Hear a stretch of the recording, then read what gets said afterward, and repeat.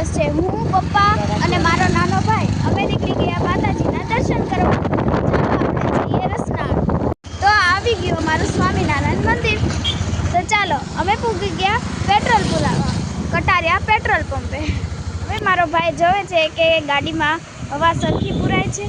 અને આ આવી ગઈ અમારી ઢસા ગામની ચોકડી.